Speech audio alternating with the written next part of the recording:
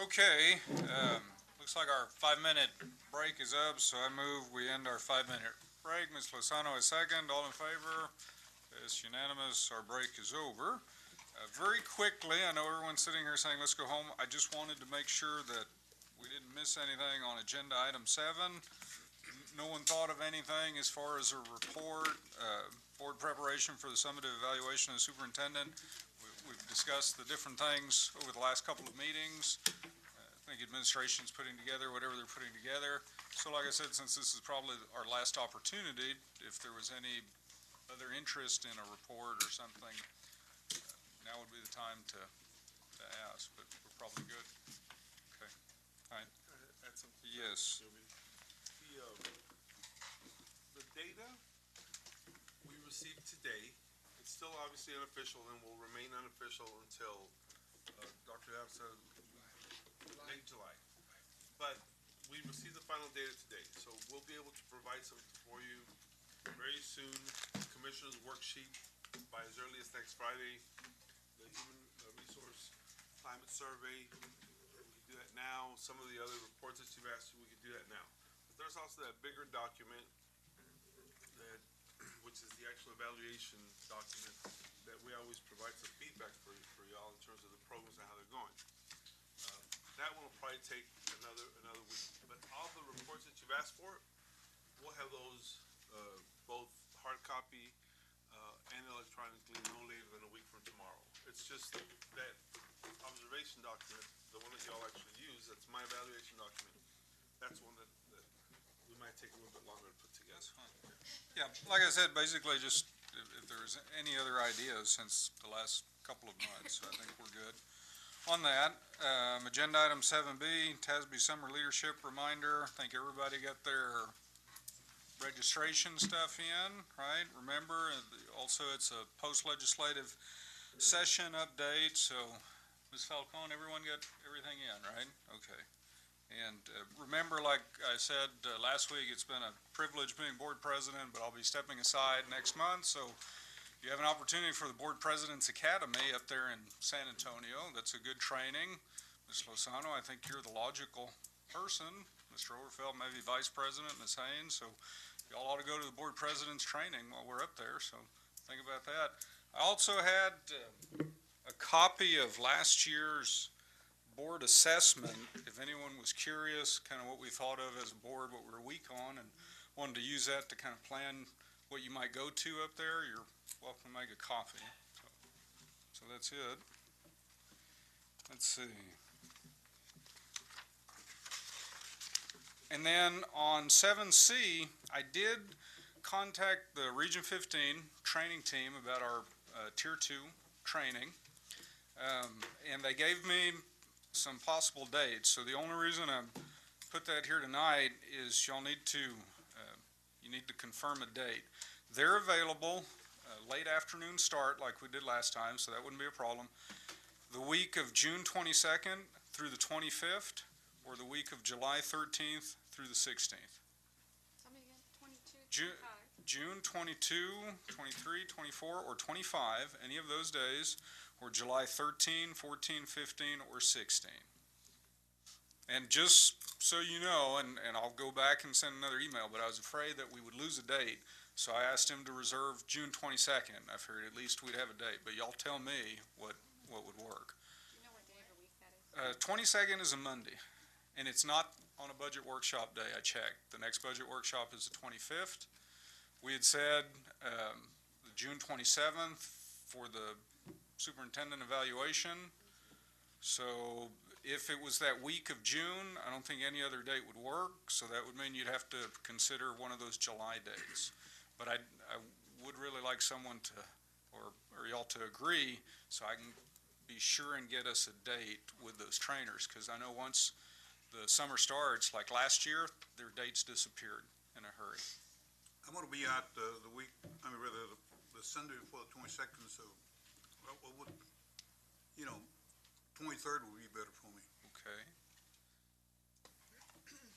In July, you said the 13th? July, the dates they had available was 13, 14, 15, or 16.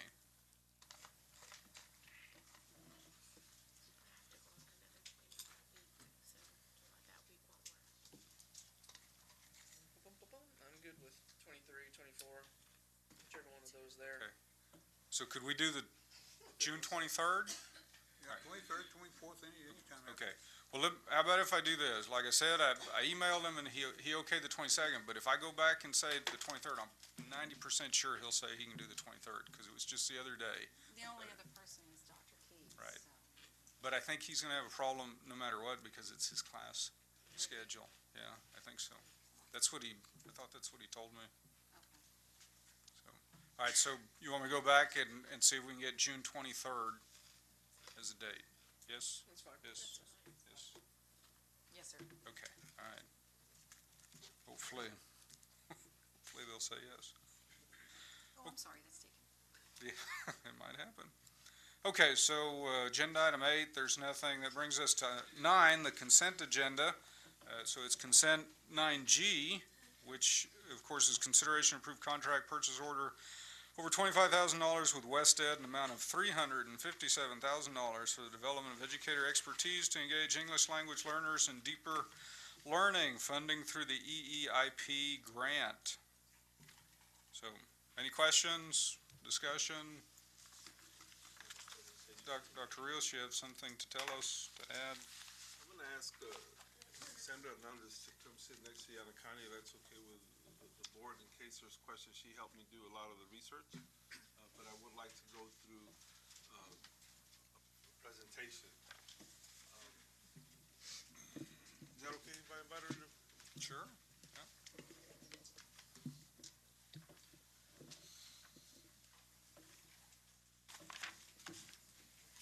It's just so if you have any questions, I read the material, but she studied the material, and she might be, some help to me in this process. I'm gonna, as quickly as possible, try to take you through some slides, and then, ask, for your approval. I wanna review some data, talk just a little bit more about QTEL, introduce you to them, the research portfolio that Ms. Hernandez compiled for us, a couple testimonials from people that are aware of them, and then answer some questions if you have them. Over the last week, we received the data for our STAR assessments. And happy to say that there are some increases pretty much across the board. As a matter of fact, with the results that came in today, we can pretty much guarantee at this point that the 4 schools that were in need of improvement last year, today I can guarantee that 3 of the schools will not be in need of improvement. The 4th school, we also believe, will not be in need of improvement, but the state hasn't set that second index that they're relying on yet. So even though we saw considerable growth in it, I can't tell you for sure that's gonna be okay, because I need to wait for the state to set that. But 3 of the 4 schools, Calderon Elementary, Lamar Elementary, and San Felipe Memorial Middle School, will not be in need of improvement, based on the tables that we were able to extract from DMAC. So congratulations to those staffs, the administration at the campuses. We're just happy for your accomplishments. Good job. Thank you. So we've definitely seen some improvement. As we look at particularly reading, which is what we look at when we consider our ESL group, our bilingual group, we've also seen some increases. Unfortunately, where we haven't seen the type of increases that we need, or fast enough, is with a bilingual population, and that's what I want to share with y'all. If you look at this slide, our 3rd grade reading, and I'm going to follow mine over here to make sure I get the right data. If we look at our information here, we can see that our 3rd grade reading went from 57% to 71%. A 5% increase is always considered significant. This is huge. 4th grade only went up 3 points, but still is a trend upward. And then 5th grade went from 59% last year to 69%. Again, 10% is obviously significant. If we look at the next slide, though, that's our bilingual population. Our bilingual population went from 16% to 38%. Definitely a significant increase, but clearly way below the district as a whole. And the next slide is even more significant. This slide has our bilingual population our entire district population and the state. I always use the state to compare to because it's really a mirror of the school district, in my opinion. And there's just so many units considered there that I think is the most statistically significant data we have. It's a true sample of the entire state. Well, what we see there, we see a gap between the district and the state. At one point, it's only 6 percentage points for third grade. For fourth grade, it's 12 percentage points, and we don't know what it's going to be for fifth grade because the state was waiting to release the data for the retesters to calculate that. But I imagine that there'll be still some lag behind the state. So my point is that our most significant and critical population in the district is the bilingual population. And when we improve upon the bilingual population in a manner that's sustainable, that's when we'll catch up to the state. And that's where we can clearly start having our recognized campuses and recognized districts. Obviously, we've made improvements with the bilingual population, but not fast enough, and that gap is entirely too big. Now, as we look at the next slide, I know it's difficult to read from here, but the reality is that next year, the state increases their standards from the phase 1 to the phase 2. They were supposed to do it this year, but they decided to delay it 1 year.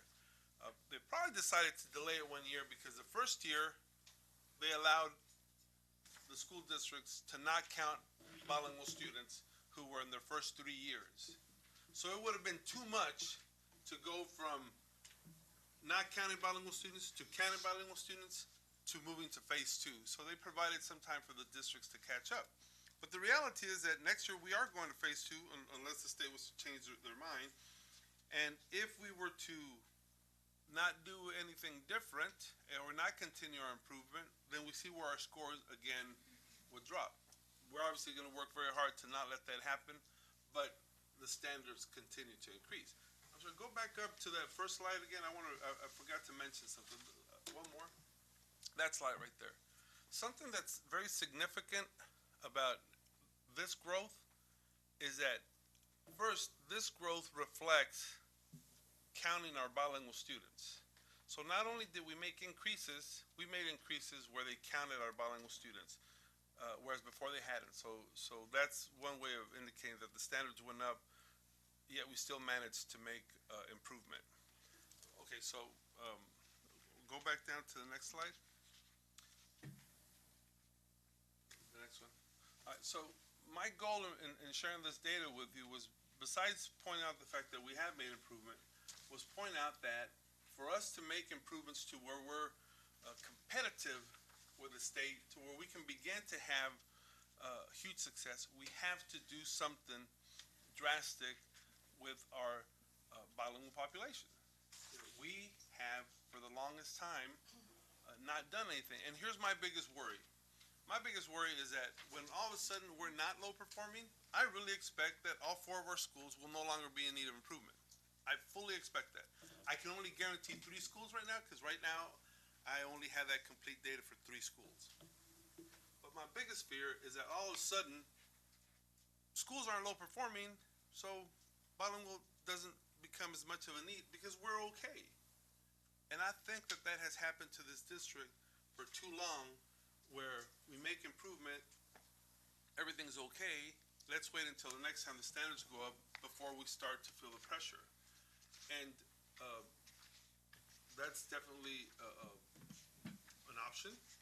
I want y'all to know that I think that the administrators, campus administrators and central office, we could just choose to say, look, we're okay. Let's high five everybody, let's pat everybody on the back. They definitely worked hard, and let's just focus on celebrating and let's not continue to move the cheese to continue to get improvements. It would be real nice to just have a celebration and forget about the reality. But the reality is that there exists a huge gap with a very significant population that comprises 22% of it. It would be certainly a lot easier for me to use the data to answer a lot of questions. Like, for example, I know that when we had some of the community members that are upset about rezoning, one of the allegations was that, we're using kids from Buena Vista, spreading them out to increase the scores. And I can see where they would feel that way and that would cause more frustration. But I first want to point out that I know Buena Vista is our highest performing campus. When we look at Index 1 in the state, they're the highest of the whole district. And we expect that. But we can look at Calderon Elementary, who was a low-performing school, who we provided a lot of support to, and Calderon Elementary, third grade, outscored Buena Vista. We just did some things between the campus administration and central office to where we got the poorest school in the district to outscore the richest school in the district. And I could go on and just have those type of celebrations and forget about the reality. But that's only going to get us through this summer, and then what happens next year when they increase the standards? We have to stay focused, as uncomfortable and tiring as it may be. And that's the only reason I'm pushing this agenda. Believe me, it would be easier for me if I was just to sit there and right now just, play that I told you so game. But we can't do that because we'll be back to the same place next May or next June. So we looked at different programs. Okay, we talked to different consultants. I don't have experience with QTEL, but it is the program that I have the most knowledge of because I saw it and I studied it in Austin. It wasn't at any one of my campuses. And what I want to share with y'all about QTEL is that we're not buying a canned program. We're not recommending that we buy a canned program that's going to say teach this, teach that. It seeks to develop the quality of instruction. It calls for quality teaching, high caliber instruction, just immerses teachers in best practices. And what I believe to be the strongest component of QTEL is that they don't tell you this works just for Spanish to English transition. These are best practices where you can have, in California, for example, you have a high population of Asian students. It's best practices for acquiring the English language, whether you're from Asia, from a country in Asia, or whether you are from Baja California. In New York, you have a lot of immigrants from Puerto Rico, the Caribbean, and even from Mexico. So they focus on the Spanish to English. But they also have other people that come in from other countries that don't necessarily speak Spanish. It's just good practices. They're not selling us anything to just teach Spanish to English. It's really focuses on teacher development. What they look to do is just how do we sustain academic rigor, hold high expectations, engage in quality instruction, sustain a language focus, and develop a quality curriculum. The important thing here is that not only are they helping us have that language transition, but they're helping us do it throughout the curriculum. So we don't go back to one English language development that disregards the curriculum. They're focused on raising both the grades, the passing grades in the subject matter, as well as the achievement on the state assessments. But the only way to do that is by having us adults do something different in the classroom. That's what change takes, and it's so difficult, and they have experience at that. The research findings. I know that we looked at some research last week. This is where I had Sandra go and read some documents and summarize them for us. And really what I want to summarize, and then afterwards, if there's any questions, we can seek to answer them, is that in the research documents that were done, whether it was by independent researchers or by QTEL themselves, it was that collaboration between the teachers and the administrators where the program could be sustained. That was incredibly important. Where it was a whole school implementation, there was a sustained plan, there was a commitment, there was fidelity to the program. Where those things existed and the program was fully implemented, then we got excellent results. Where it wasn't, well, then we did it. Take Lanier and Reagan High School, for example, in Austin, which are where I studied the program. They had tremendous implementation because it was supported at central office by their associate superintendent for high school, Mr. Edmund Oropez, and the principals at those campuses. So they had that collaboration. It wasn't an option, they implemented. Whereas you look at states like California and some in New York, where it was kind of one of those options, well, the people that did it were great, but district-wide, it just didn't work because it wasn't fully implemented. And again, although they target English language learners, it's just successful because it's best teaching practices for everybody, regardless of the language you're trying to transition from, or the subject, or even just if it's English learners being more focused. The other question that I wanted to make sure that I answered for everyone was, there was a concern about the dollar amount, and that next slide describes, go one more, that next slide describes all of the sections, all of the sessions that they would be teaching throughout the different months.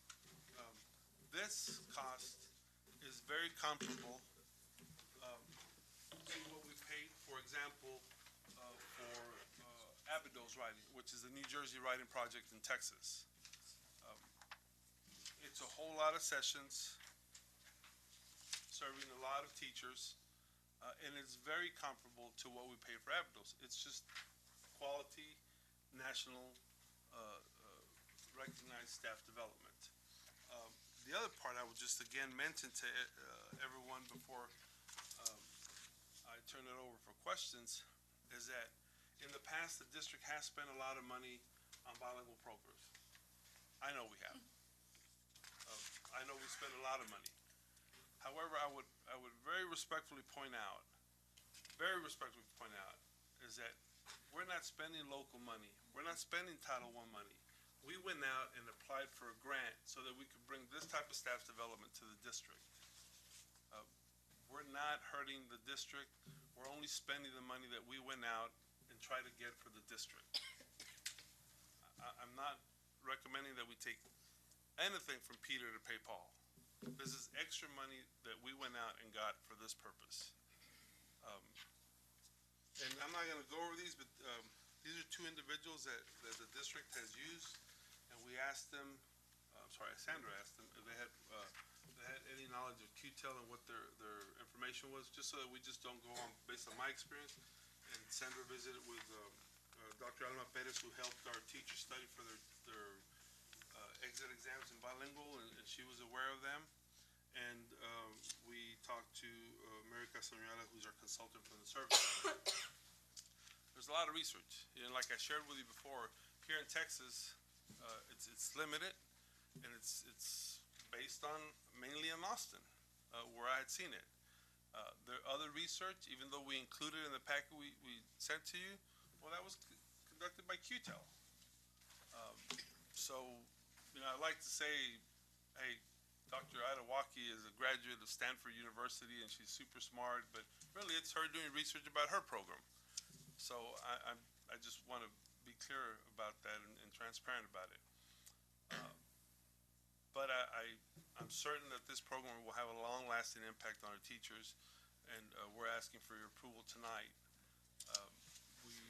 We will do our best to answer any questions that you may have. Mr. Garabedian? Questions? Mr. Overfeld? When the consultants that come down, are they coming, or is this all gonna be web-based?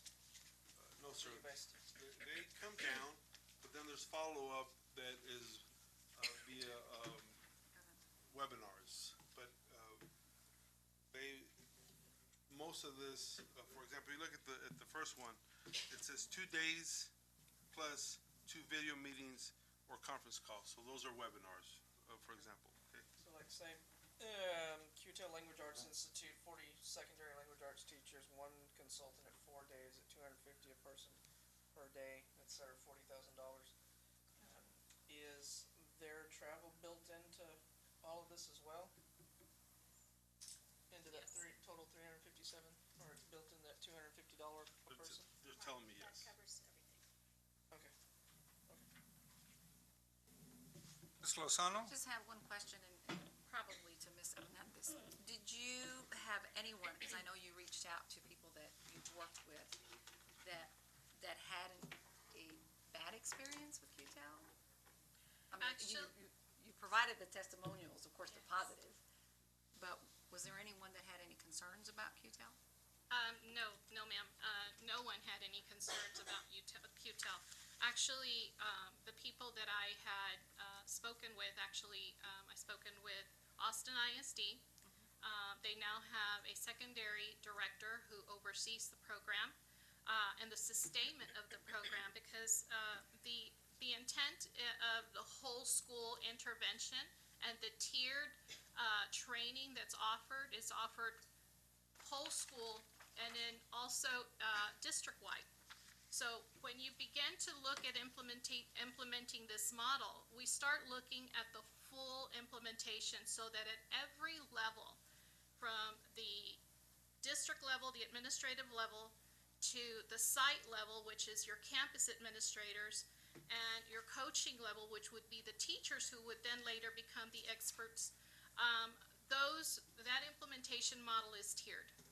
The concerns that the districts had was later continuing that model and that sustainment, which is why, one of the reasons why Austin ISD was successful, because they built into their plan that coaching piece. And when they built that coaching piece, they spent time developing the teachers so that they continued that sustainment year after year, which then turns into cost savings for the district, because the district didn't have to bring QTEL back to the district. So that was the return on the investment, starting from every tier level at the district level, to the site, to the teachers, and then working with teachers to become the expert teachers who would later turn around and be the coaches. Which, Ms. Lozano, right, to add, that's what we're also trying to do with the Abydos writing, to develop local trainers, so that we don't have to keep bringing in consultants from the outside. And the money that we budgeted into the EIP grant for this year, might also seem like a lot, but it's about training 10 teachers, not instructional coaches, not curriculum coordinators, training 10 teachers to then be the experts to provide that training here locally. So it's trying to take it to scale a little bit at a time. So remind me again, the total amount of the EIP grant was how much? $1 million per year? How much? $1 million per year? For how many years? Initially 2. Okay, so it's a 2-year award, so it's $2 million, right? Okay. Plus, And we've spent in this first year, about how much of it have we spent? Our projection is that we will be within 50,000 of that $1 million. So we've almost spent half of the $2 million. Okay. More than half. The $50 million of the first year, which is $1 million, so. well, in other words, we will have 50,000 favorability out of the whole million. We try to, as much as we could, to spend all of it. And coming with 50,000 out of $1 million, which is what we're supposed to spend the first year, is $1 million, is pretty close. And so the funding for this comes solely out of the EEIP. And I would just again remind the board, the first year we spent a lot of the EIP money in trying to hire and recruit teachers and give stipends. So this second year, we won't have as much of a need, because we don't plan, and certainly the resignations that have come in so far, we don't plan on having that much turnover. So then we still have $1 million to spend, but the plan is in this second year to employ a lot of it towards staff development, both in Abydos writing and for our bilingual teachers. So we have some money that we're trying to incentivize the bilingual teaching, but most of it is for staff development. And if I may add, Dr. Rios, also to that, the premise of, or the reason why we were able to be favored in that award of that grant was precisely for building capacity of teachers, and to be able to sustain that capacity given the areas of need. bilingual and writing. And so we built these into the written portion of the grant because these were the areas in which we don't have that opportunity necessarily to have high caliber professional development. So these are certainly once in a lifetime opportunities that, to have a nationally recognized researcher to be able to work in Del Rio with Del Rio teachers and Del Rio bilingual teachers precisely. So, and so also their administrators. So it is going to be definitely a win-win situation because it benefits not just the bilingual students, but it benefits all students. And you're going to see that we're just not thinking at elementary levels, but we're looking at secondary levels too, because we want to be able to contain and sustain that level of content and building capacity within our teachers. Mr. Mesa? I've looked at it in detail. I agree we need to do something with the bilingual program to improve the scores. And I'm glad that the amount of money is coming from the grant, which, again, y'all have written. I think that's a big determining factor on my part. I did read in detail. There was major progress first year, second year. It seemed like it kind of state level. There were some other issues, but my biggest concern is this, that and I realize it's going to involve a smaller number of teachers in regard to the whole teaching staff. Because I know, like in implementing planning protocol, I heard everything from teachers staying till the wee hours, and somehow I'm still concerned with the number of days that teachers will be pulled out and yet expected to increase their scores. Is there another way of providing this training that will not cut into their instructional year? Yes, sir. I'm sorry, Mr. Rose, if you look at the dates for the training, district consulting is July 7th through 9th, the QTEL Institute 18th through 21, 18th through 21. We still have the other two last times to determine, but most of this training is before school starts. That's why it's so urgent that we approve it, so that it can happen before school starts. As a matter of fact, I asked Patty Brown to negotiate with the service center to provide us the training that's part of the contract at a different time other than when those staff development days right before school, so that we could take advantage of this and handle it before the school starts. Our hope would have been to do it in the month of June or July, all of it, but we just couldn't move that fast. But yes, sir, we agree with you. Most of this training is before school. The only two things to determine is the QTEL instructional coaching and the QTEL leadership coaching and technical assistance. And we'll do the best we can to keep these individuals in the classroom as much as possible. So are the teachers going to be paid for those days in the summer? Well, these are days, sir, that they're already back on contract. The August days are back on contract, and the days for the 15 administrators, they're also on contract, and those days we can flex them with the administrators if they happen to not be on contract. So there won't be a need to pay, because this is beginning of the year staff development for the most part. So it will be when everybody else is doing their in-service, the bilingual teachers will be specifically going to QTIC. Well, when we talk about the bilingual teachers, we're specifically talking about the elementary, because take for example, secondary teachers that will also be part of that. If we look at all the English language arts teachers, they might teach some sections where they have some ESL students, but then the rest of the day they're teaching regular ed students. So it's not just bilingual teachers. At the secondary level, it's more encompassing, and that's where we think, well, we get even more bang for our buck, because we're not just limiting at the secondary level to just ESL teachers, because they teach all students. So yes, sir, it's part of the back to school training. Other questions?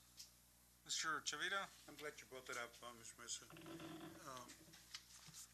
What about the end of the year? Could we use some of this money that's coming in for the second year to pay some of the teachers instead of pulling them out throughout the year and get them on after school or Saturdays or something like that? And I'm just kind of pointing out some of based on what he said.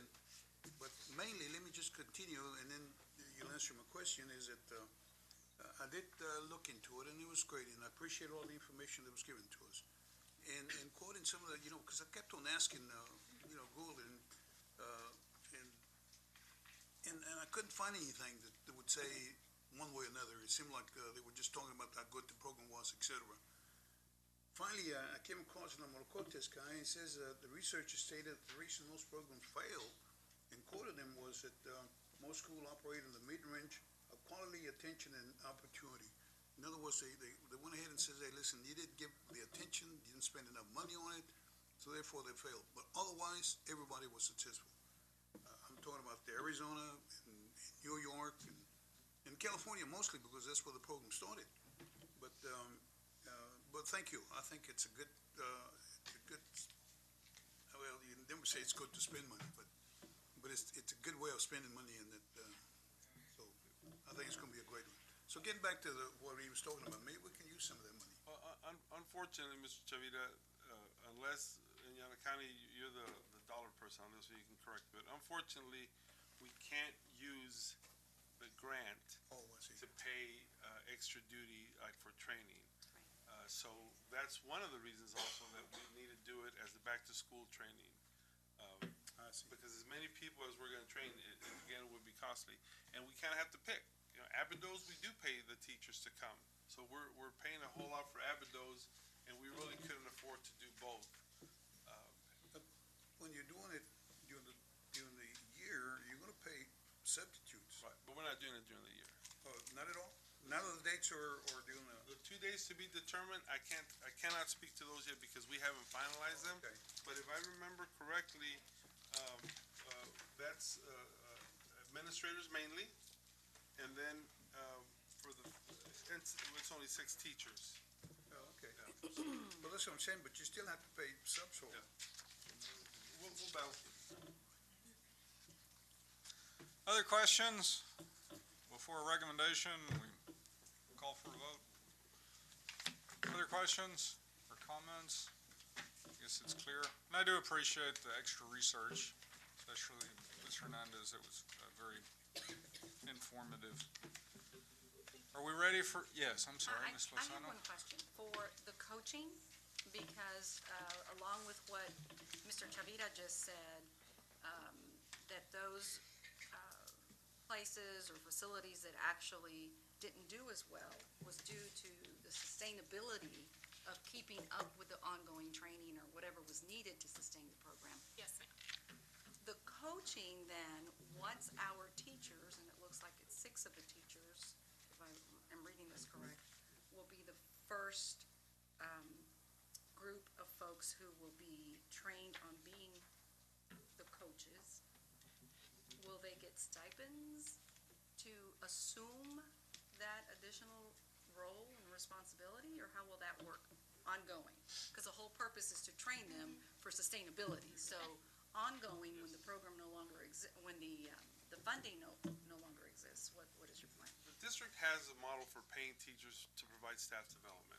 So the model that we'll use for these coaches who then become the trainers is the same model that we'll use for Abados. And I bet Llano County can spit the number right off the top of her head. How much do we pay for a one-day presentation? $400. $400.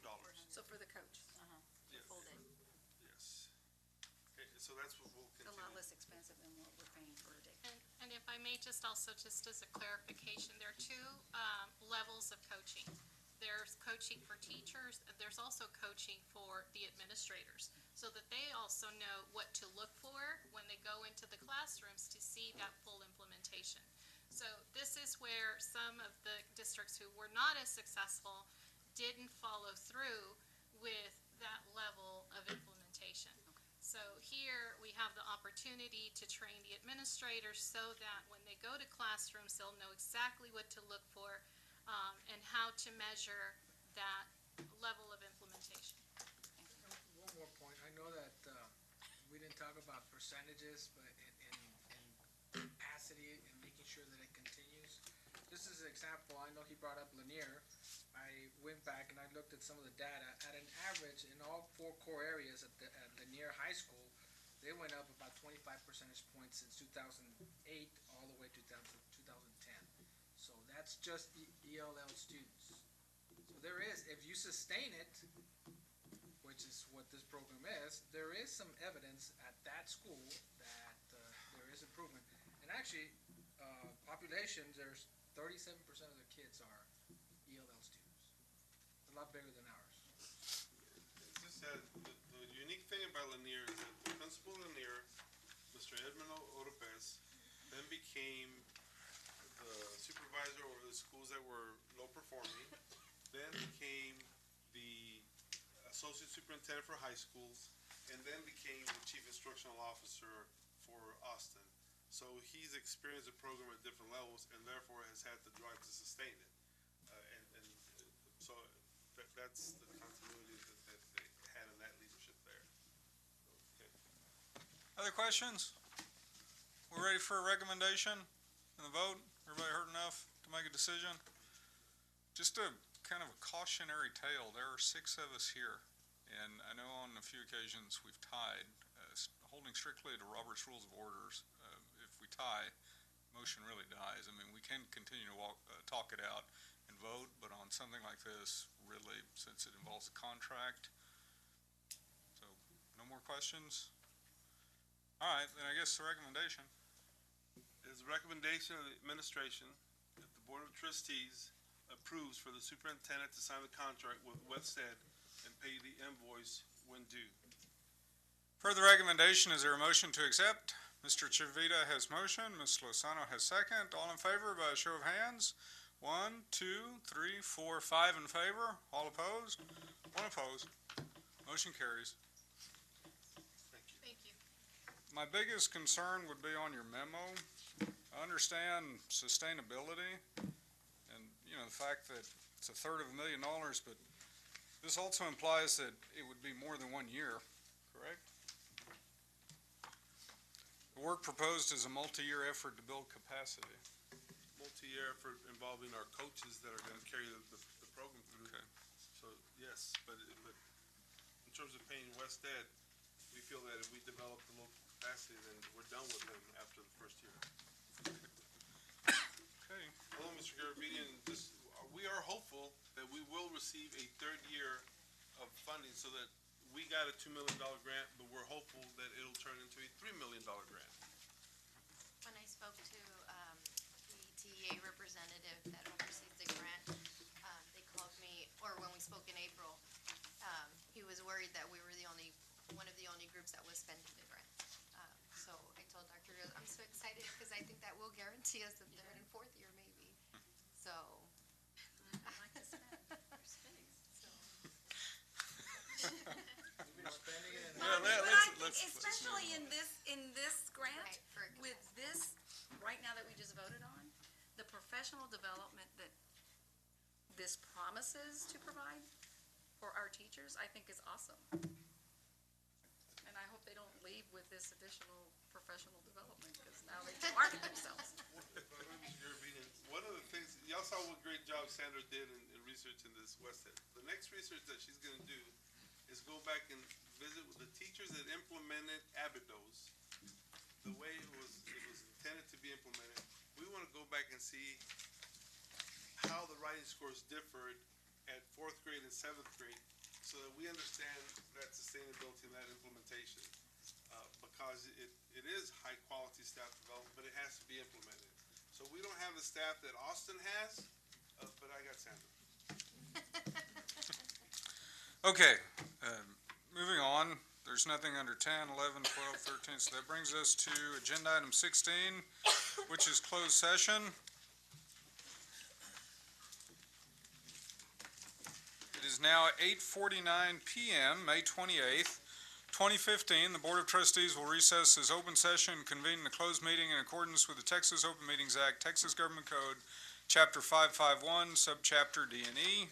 We're able to do that under 551.071, 551.072, 551.073, 551.074, 551.076, 551.082, 551.084, and specifically, tonight, pursuant to 551.074, discussion of personnel or hear complaints against personnel, the first item being discussion of personnel report to include the following: new hires, district vacancies, retirements, resignations. 2, discussion of blended academy principal. 3, discussion of early college high school director. 4, discussion of the following positions: Garfield Elementary Principal, Ruben Chavita Elementary Principal, Dr. Lonnie Green Elementary Principal, Buena Vista Elementary Principal, North Heights Elementary Principal, reassignment. 5, discussion of comptroller. 6, discussion of data quality coordinator. And 7, discussion of head cross-country coach. All final votes, actions, or decisions will be taken in open session. We're now in closed session.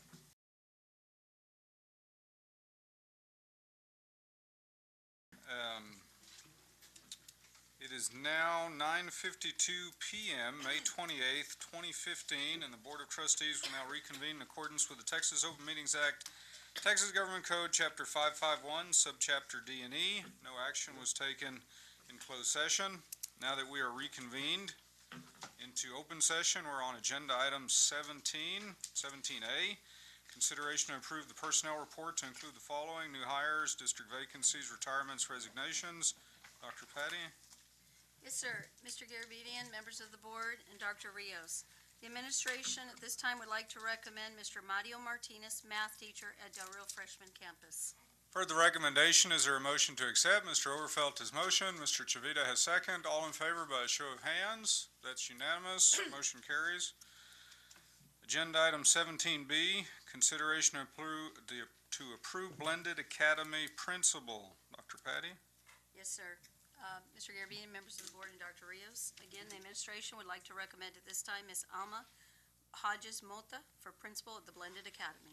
For the recommendation, I so move to accept. Is there a second? Mr. Overfelt is second. All in favor by a show of hands. 1, 2, it's unanimous. Motion carries. Agenda item 17C, consideration to approve early college high school director. Dr. Patty?